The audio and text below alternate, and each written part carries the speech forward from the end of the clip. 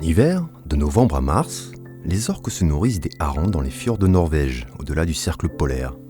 D'ordinaire, durant cette période, les baleines à bosse de la région arctique migrent toutes vers les zones tropicales caraïbes pour mettre bas et s'accoupler. Mais depuis une dizaine d'années, des baleines à bosse, chaque année plus nombreuses, viennent dans les mêmes fjords pour se nourrir des mêmes harengs. Elles bouleversent ainsi l'écologie locale et rentrent en concurrence directe avec les orques.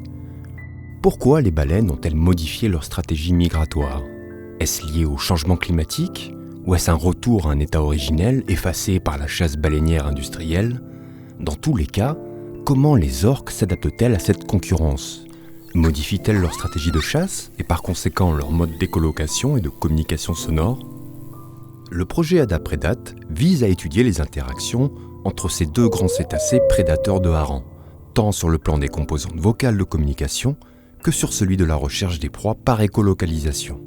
Cette étude, sur plusieurs années, envisagera l'évolution de ces interactions, à la fois dans le temps et l'espace, en couplage avec des données environnementales. En novembre 2022, des scientifiques des laboratoires LIS, IM2NP et MIO de l'Université de Toulon ont mené une première mission d'observation dans les fjords de Norvège.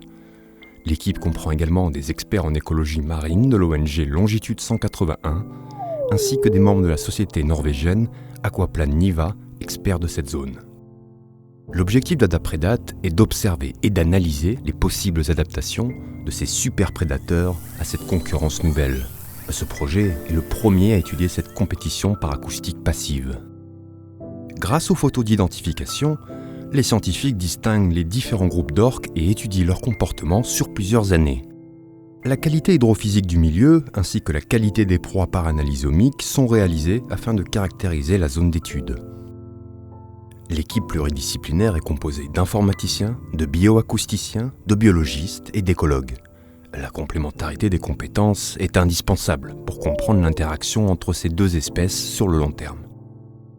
Les chercheurs ont utilisé du matériel développé et conçu par la plateforme technologique SMIOT de l'Université de Toulon.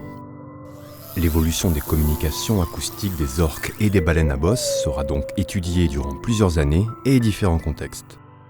Ces missions seront également le support de cours, TD et TP dans des formations intelligence artificielle écologie, dans les différents masters de l'Université de Toulon et dans le cadre de la chaire intelligence artificielle ADZIL DGA AID ANR de l'équipe DINI de l'UTLN.